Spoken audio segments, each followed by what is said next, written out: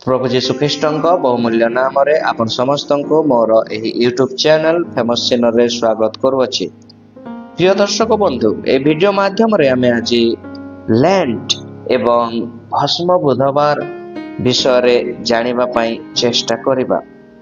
Lent आम अंचल रे जाहाको दुख भोग समय बोली पालन करंती। एही दुख भोग समय 40 दिन अवधिर होई थाए, जहाँकि भस्म बुधवार ठारू आरंभ होई पुनरुत्थान रविवार पूर्व दिन समाप्त हुए। जदि आमे कैलेंडर रे गणिबा एहा 46 दिन रो होई थाए, तेबे 40 काहेकि कुहा जाय? काहेकि ना रविवार को गणना रे अना जाय नाही। रविवार को गणा जाय नाही काहेकि रविवार दिन प्रभु जीशु ख्रीष्टंकर पुनरुत्थान होइथिबा जोगु रविवार को भोजर दिन भावरे गणना करा जाए। तेणु एही दुख भोग समय 40 दिन होई थाए। मुख्यतः ख्रिस्टियन संप्रदायर मुख्य 3 शाखा मंडली, जहाँकि Roman Catholic church, Orthodox church, Protestant church, एही चर्च गुडी करे एही दुख भोग समय बा लेंट पालन को अधिक गुरुत्व दिया जाय थाए। अन्य पक्षे अन्य डिनोमिनेशन गुडिक एहाको पालन करि न थांती, से माने एहाको गुरुत्व देई न थांती। आपण दुख रे थिले कोन करंती? आपण शोक रे थिले कोन करंती?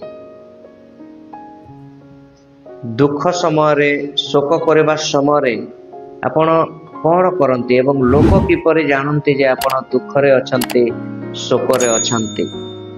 आसंतु बाइबल रो उदाहरण द्वारा माने देखिबा जे दुख समय रे शोक समय रे प्रभुंकर लोक माने कोन करुथिले।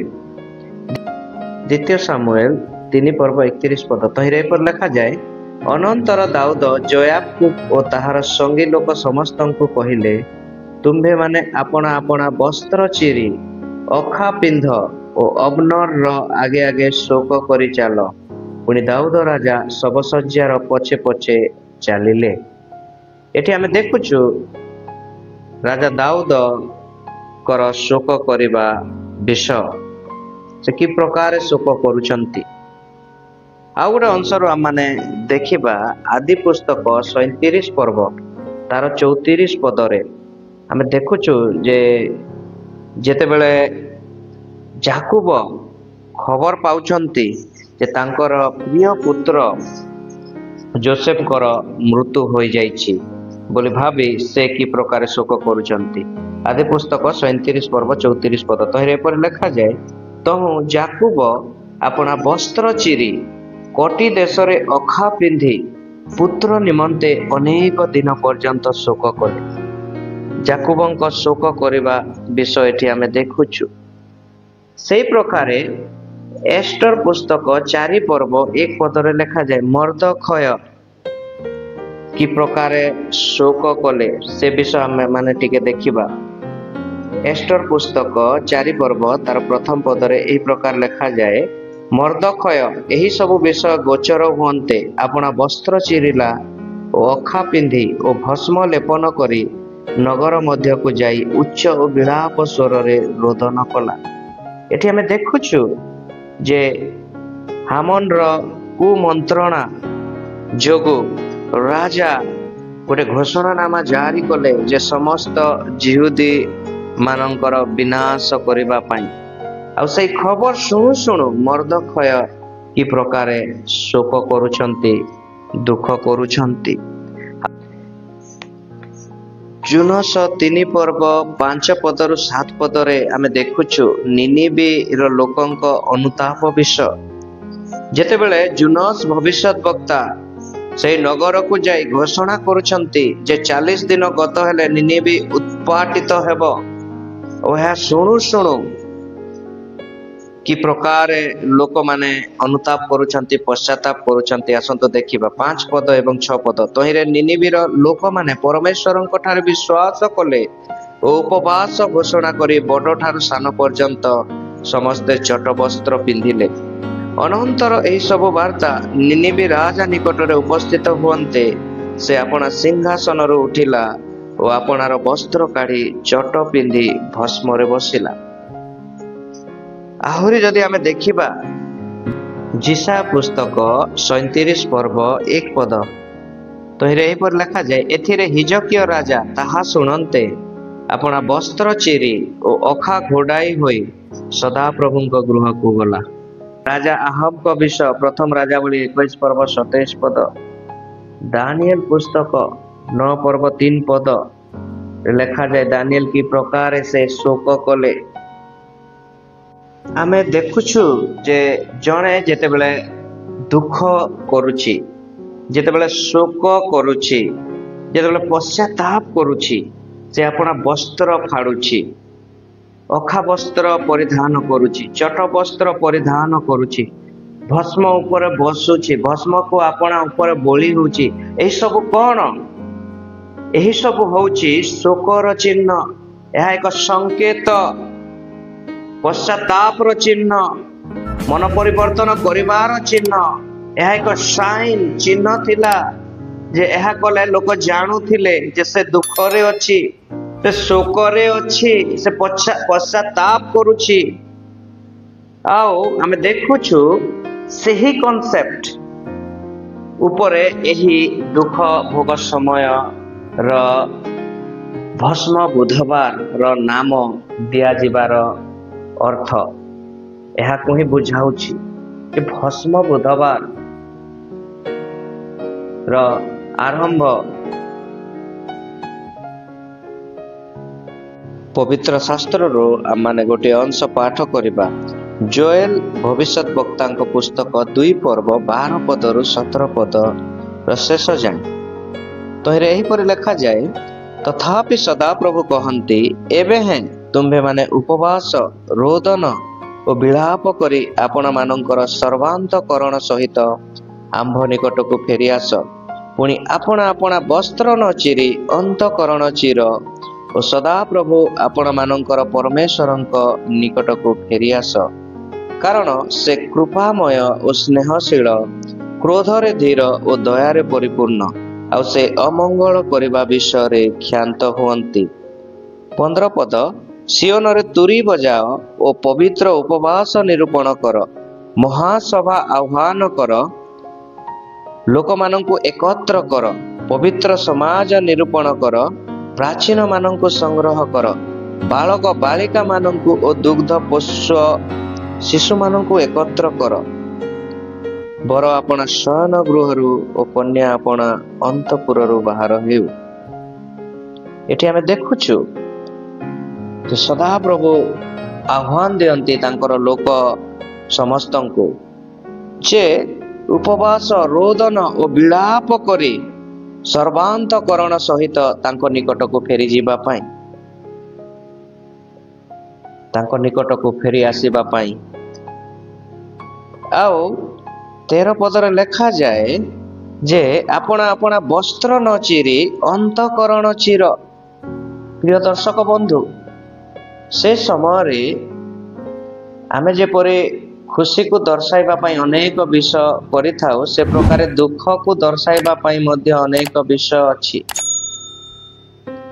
ଆଉ ଦୁଃଖକୁ ଦର୍ଶାଇବା ପାଇଁ ସେ ସମୟରେ ଅନେକ ଅଖା ବସ୍ତ୍ର ପରିଧାନ କରୁଥିଲେ, ଚଟ ବସ୍ତ୍ର ପରିଧାନ କରୁଥିଲେ, ଭସ୍ମ ଉପରେ ବସୁଥିଲେ, ଭସ୍ମକୁ ଦେହରେ ବୋଳି ହେଉଥିଲେ। ଏହା ଥିଲା ଶୋକର ଚିହ୍ନ, ଏହା ଏକ ସଂକେତ ଥିଲା ପଶ୍ଚାତାପର, ଦୁଃଖର। ତ ସେ ସମୟରେ ପ୍ରଭୁଙ୍କର ଲୋକମାନେ ସେ ପ୍ରକାର କରୁଥିଲେ। ତେବେ ପ୍ରଭୁ କୁହନ୍ତି, ଆପଣା ଆପଣା ବସ୍ତ୍ର ନ ଚିରି, ବସ୍ତ୍ରକୁ ଫାଡ଼ି ଦେଇକି ସେମାନେ କଣ କରୁଥିଲେ? ଅକା ବସ୍ତ୍ର ପରିଧାନ କରୁଥିଲେ ଏବଂ ଭସ୍ମରେ ବସୁଥିଲେ, ଭସ୍ମକୁ ବୋଳି ହେଉଥିଲେ ନିଜ ଦେହରେ। ଆଉ ତାପରେ ଶୋକ କରୁଥିଲେ, ଦୁଃଖ କରୁଥିଲେ, କ୍ରନ୍ଦନ କରୁଥିଲେ, ଉପବାସ ମଧ୍ୟ କରୁଥିଲେ। ତେବେ ପ୍ରଭୁ ଗୋଟେ ଆହ୍ୱାନ ଦେଲେ ଯେ ତୁମେ ଉପବାସ, ରୋଦନ ଓ ବିଳାପ ସହିତ କେବଳ ଆସ କହିଲେ ନାହିଁ, ସର୍ବାନ୍ତକରଣ ସହିତ ଆସ। ଆଉ ନିଜର ବସ୍ତ୍ର न चिरी अंतकरण चिर। प्रभु आज आम हृदय को देखा चाहती। प्रभु आज आम हृदय परिवर्तन को देखा चाहती। यही दुख भोग समय बा जहाँ को आम लेंट कहूछु, यह भस्म बुधवार ठारू आरंभ होई प्रभु यीशु ख्रीष्टंकर पुनरुत्थान दिन समाप्त होउछि। एठी गोटे सुंदर विषय आम देखा पाउछु जे भस्म अर्थ पाउंस अर्थ जो कथा आम प्रथम रे शुणिलु, मनुष्य धूली रु आसी धूली को फेरी जीव अर्थात मृत्यु। आम देखुछु प्रथम दिन भस्म बुधवार मृत्यु आरंभ होई प्रभु यीशु ख्रीष्टंकर पुनरुत्थान दिन अर्थात जीवन, मृत्यु जीवन को प्रवेश करने कॉन्सेप्ट एठी आम देखुछु। एक सुंदर कॉन्सेप्ट। प्रथम कोरिन्थिय 10 पर्व 31 पद तहिरे एपर लिखा जाए, अतएव तुम्भे माने भोजन कर कि पान कर अबा जहा किछि कर ईश्वर गौरव निमंते सबु कर। प्रिय दर्शक बंधु, विश्वासी जहा किछि करो जदि ता ईश्वर को गौरव देवा निमंते निश्चित भावे करंतु। आउ उत्साहित करबा पई चाहे एही दुख भोग समय जेपरि एही 40 दिन आपणकर उपवास, आपणकर प्रार्थना, आपणकर उपासना, आपणकर डिवोशन जहा किछि आपण करूचंती ताहा जेपरि आपणको ईश्वरंकर निकटतर करे। एही समय जेपरि आपणको जीवन रो अभिवृद्धि रे सहायक हुए, आपणको आत्मिक क्षेत्र रे यह जेपरि आपणको आहुरी शक्तिशाली करे, आपण जेपरि आहुरी आहुरी ईश्वरंक ठारे लागी रहिबे, विश्वास रे बढ़िबे। अति सरल भावरे अखा एवं पाउंस को भीतरर अवस्थार बाह्य चिन्ह भावरे व्यवहार करा जाउथिला। यह हृदयर परिवर्तन को दृश्यमान करे, अनुतापर आंतरिकता को दर्शाए।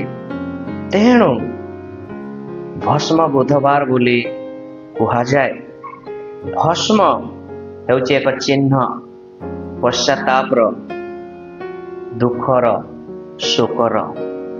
प्रिय दर्शक बंधु, प्रभु यीशु ख्रीष्ट मध्य एही अखा वस्त्र एवं पाउंसर कथा कहती, जहाँ आपण माने पाई पारिबे लोक लिखित सुसमाचार 10 पर्व तार 13 पदरे प्रभु यीशु ख्रीष्ट गोटे कथा कहती। तहिरे पर लिखा जाए, हाय दंडर पात्र कोराजिन, हाय दंडर पात्र बेतसाइदा, कारण तुम्भ मानक मध्यरे जेउ जेउ शक्तिर कार्य करा जाई अछि से सब जेबे सोर और सीदन रे करा जाई थांता, तेबे से माने अनेक काल पूर्वरु अखा पिंधि पाउंसरे बसी मन परिवर्तन करि थांते। प्रभु यीशु ख्रीष्ट मध्य एही अखा पिंधिबा एवं पाउंसरे बसी मन परिवर्तन करबा विषय को विरोध करी नाहंती आमे देखुछु।